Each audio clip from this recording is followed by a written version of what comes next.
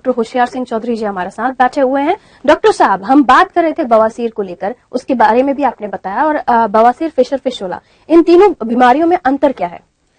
देखिए, बवासीर गुदा के अंदर 3 वेन होती हैं, जैसे वो फूल जाती हैं, मस्से होते हैं गुदा के अंदर, और उनमें जैसे वेन होती है नसें, तो वो फूल जाती हैं और फिर वो बाहर आने लग ज्यादा ब्लीडिंग होने लग जाती है उसमें। और फिशर में क्या होता है कि चीरा लग जाता है, जैसे कब्ज रहने से गुदा मार्ग में चीरा लग जाता है, जैसे अपनी एडी फटती है सर्दियों में, ऐसे गुदा में चीरा लग जाता है, उसको फिशर बोलते हैं। फिशर में जलन ज्यादा होती है, दर्द होता है, और खून ऐसे आता है जैसे लेटरिन के लगा हुआ आता है, लाइन लगी हुई आती है लेटरिन के। और पाइल्स में जैसे दर्द इतना नहीं होता और खून ज्यादा आता है। पाइल्स बढ़ गए हो, 3rd 4th स्टेज में चले जाएं, तभी उनमें दर्द या सेवलिंग आती है, तभी होता है। इन तीनों बीमारियों का इलाज एक ही होता है या अलग अलग बीमारियों के हिसाब से आप इलाज? नहीं, इन तीनों का जैसे अलग अलग इलाज होता है। पाइल्स का अलग है और ये फिशर का जैसे अलग है। फिशर का तो जैसे प्रारंभिक अवस्था है, 4-5 वीक का ही फिशर है, तो वो डायलेशन से भी ठीक हो जाता है। और अगर वो फिशर ज्यादा समय का हो गया तो एक माइनर छोटा सा जैसे ऑपरेशन होता है, तो उसमें बिल्कुल रिलीफ मिल जाती है। कई तरह की कॉस्मेटिक्स भी यूज करते हैं लोग, जैसे एंटीसेप्टिक क्रीम हुआ, इसको भी यूज करते हैं। काफी लोग दवाइयां ले लेते हैं मेडिकल से जाकर। इस तरह की चीजों को आप क्या कहेंगे? क्या इस तरह से ट्यूब लगाना या फिर दवाइयां लेना सही है? देखिए, ये एक बीमारी होने के बाद में क्या है कि रोगी शर्माता है, वो किसी से बातें नहीं करना चाहता, वो किसी भी न्यूज चैनल में या किसी भी जैसे अखबार में पढ़ लिया या किसी से पूछ लिया या आस पड़ोस में, वो इस प्रकार की दवाइयां जैसे काम में लेने लग जाता है। तो उसको जैसे शर्माना नहीं चाहिए, परिवार में बात करनी चाहिए, एक प्रॉपर इलाज लेना चाहिए, प्रॉपर डॉक्टर से सलाह लेनी चाहिए। तो अगर उसकी शुरुआत है तो भी प्रॉपर डॉक्टर से मिलेगा तो उसको अच्छे परिणाम मिलेंगे। जैसे कि आपने बताया कि किसी भी उम्र के व्यक्ति को ये बीमारी हो सकती है, हाँ, लेकिन मिडिल जो एज होती है उसमें ज्यादा होती है। हाँ जी। इसमें काफी सारे डॉक्टर्स कई तरह की जांचें भी सजेस्ट करते हैं। तो पाइल्स को लेकर अगर कोई जांच हो तो क्या बीमारियों को लेकर ही होनी चाहिए या फिर मरीज को देखकर जांच करवाई जाती है? हाँ, वो पेशेंट को देख के ही, जैसे प्रोटिस्कोप के द्वारा जांच करते हैं, प्रोटिस्कोपी, तो उसी से पाइल्स का पता चल जाता है कि कौन सी ग्रेड है। अगर पेट में या अंदर जैसे कोई रोग है तो उसके लिए कोलोनोस्कोपी, सिंगडोस्कोपी जैसे कई जांचें हैं। जैसे बाकी बवासीर तो एक साधारण प्रोटिस्कोपी से ही पता चल जाता है कि किस टाइप के मस्से हैं। कई सारे डॉक्टर ईसीजी भी सजेस्ट करते हैं, हार्ट की जानकारी भी लेना चाहते हैं कि किस तरह का पेशेंट है, क्या उसे डायबिटीज है या नहीं। इस तरह की बीमारियों के बारे में भी डॉक्टर पूछते हैं। हाँ, डायबिटीज में पहले क्या था, ओपन सर्जरी हुआ करती थी, तो उसमें घाव बनने में समय लगता था और पेन भी होता था, ब्लड भी आता था। अब ओपन सर्जरी बहुत कम हो गई है। अब तो जैसे stapler, IRC machine, laser, cryo किरण, ये मतलब नए जो आ गई, तो इसमें इतना ज्यादा कॉम्प्लिकेशन का काम नहीं है, इतना ज्यादा घाव भी नहीं होता है। और अब फिस्टुला भी जैसे एक नई आ गई, फिस्टुला में भी वाफ्ट बोलते हैं उसको, वीडियो असिस्टेंट फिस्टुला ट्रीटमेंट, तो उसमें कोई घाव वगैरह नहीं होता। जैसे जिस तरह से आपने बताया कि काफी सारी इस तरह की जांचें भी होती हैं, करवाना जरूरी भी होता है। अब अगर हम बात करें कि इसका लक्षण क्या होता है, होता कैसे है ये सब? देखिए, इसके वैसे तो कई कारण हैं, पर मुख्य कारण तो कब्ज ही है जैसे।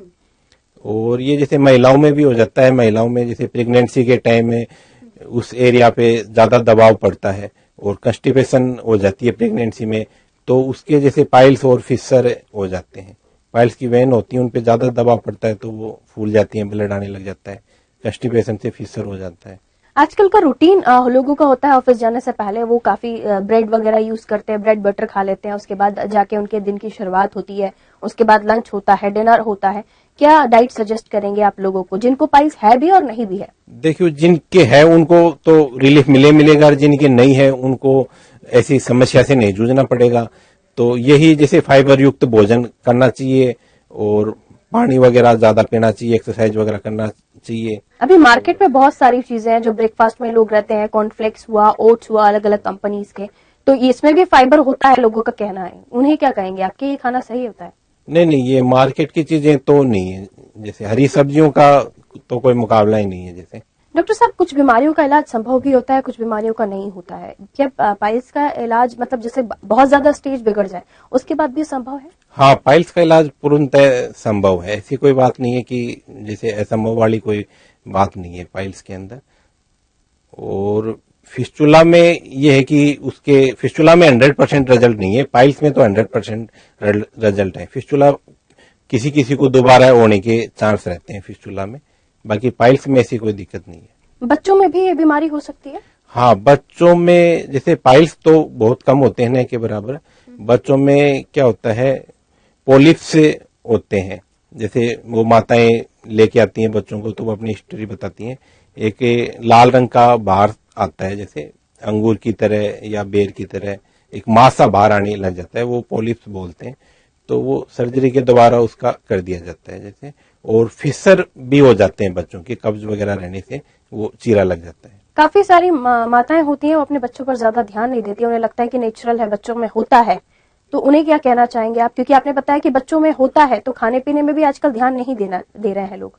हाँ, खाने पीने में भी नहीं दे रहे, फिर वो सोचते हैं कि भाई ये कोई गुदा रेक्टम बाहर आ रहा है, थोड़े दिनों में ठीक हो जाएगा, और फिर वो थोड़े दिन बाद में ब्लीडिंग वगैरह खून आता है तभी वो लेके आते हैं। प्रारंभिक अवस्था में कम ही लेके आते हैं। जैसे आपने बताया कि पेरेंट्स आते हैं आपके पास बच्चों को लेकर, लेकिन काफी बच्चे होते हैं जो थोड़ा एज में आ जाते हैं, वो अपने पेरेंट्स को नहीं बताते, तो उन पर नजर रखने के लिए पेरेंट्स को क्या करना चाहिए? उनकी किस तरह की एक्टिविटीज पे ध्यान देना चाहिए? पेरेंट्स को तो बच्चे को एक फ्रेंडली व्यवहार रखना चाहिए। पेरेंट्स को तो वो कोई भी छोटी मोटी समस्या होएगी तो वो बताएगा, और बच्चे पे एक पढ़ाई का बर्डन या इसी प्रकार का कुछ रखेंगे तो वो शर्माता हुआ नहीं बताता, और एक फ्रेंडली उसके साथ व्यवहार रखोगे तो वो बता देगा। और थोड़ा पेरेंट्स को भी ध्यान रखना चाहिए कि वो सोच जा रहा है, ज्यादा समय लगा रहा है तो हो सकता है कि कोई प्रॉब्लम तो नहीं है। आपने बताया महिलाओं को भी ये हो जाता है, प्रेगनेंसी के दौरान भी होता है? प्रेगनेंसी के दौरान क्या, एक तो कॉन्स्टिपेशन हो जाती है और एक प्रॉपर उससे एरिया पे ज्यादा जोर पड़ता है जैसे, तो वो बवासीर में क्या 3 वेन होती हैं मुख्य तौर से, तो वो ज्यादा जोर पड़ने से वो वेन फूल जाती है, उनमें ब्लड आने लग जाता है, और कॉन्स्टिपेशन से फिसर होने की भी संभावना रहती है। कई तरह के पाउडर और कई तरह की दवाइयां इस तरह से बिल्कुल दावा करके बोलते हैं कि ठीक हो जाएंगे, तो क्या प्रेग्नेंट फीमेल्स को भी इस तरह की पाउडर या दवाइयां लेना चाहिए? देखिए, दवाइयों का तो एक अलग बहुत बड़ा मार्केट है, आयुर्वेद में भी, एलोपैथिक में भी, होम्योपैथिक में भी, लेकिन एक प्रॉपर डॉक्टर से ट्रीटमेंट लेना चाहिए।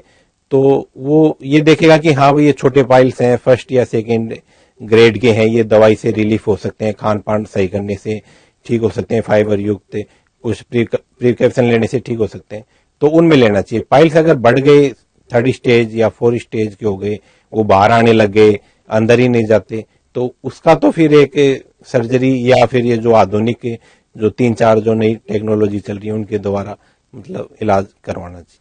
डॉक्टर साहब, आपने जिस तरह से बताया महिलाओं के बारे में भी और आयुर्वेदिक दवाई के बारे में भी हम बात कर रहे हैं, क्या एक स्थिति ऐसी होती है कि बिल्कुल ही इलाज संभव नहीं होता? एंड स्टेज पर जाके इस बीमारी का अंत क्या होता है? देखिए, पाइल्स बवासीर का जैसे अपन इलाज नहीं करवाते हैं, बवासीर में खून आता है, कई बार पेशेंट ऐसे आते हैं जिनके 2 ग्राम या 3 ग्राम हीमोग्लोबिन रह जाता है, तो उनमें ब्लड चढ़वाना पड़ता है, ब्लड चढ़वाने के बाद में उनका इलाज करना पड़ता है।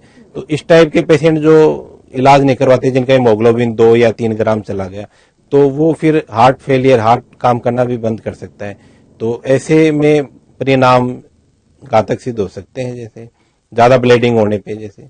और ये फिस्टुला में क्या है कि फिस्टुला में पेशेंट इलाज नहीं करवाता, तो फिस्टुला साधारण है, फिर वो मल्टीपल फिस्टुला बन जाता है। चलिए छोटा सा ब्रेक ले रहे हैं, क्योंकि इस बीमारी के बारे में और भी ज्यादा जानकारी हमें लेनी है डॉक्टर साहब से। कई सारे लोग हैं जो चाहते हैं जानना, लेकिन डॉक्टर के पास नहीं जाना चाहते, तो उनके लिए खास हमारा ये कार्यक्रम है। छोटा सा ब्रेक, जल्द हाजिर होते हैं।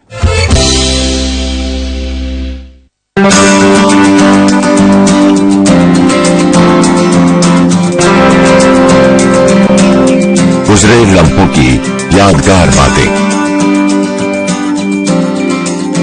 वो सुनहरी कहानी, दिग्गज कलाकारों की जुबानी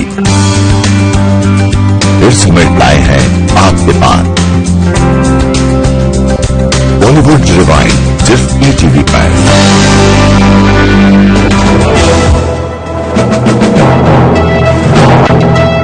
इस कार्यक्रम के सह प्रायोजक हैं प्रिज्म चैंपियन सीमेंट, असली दम।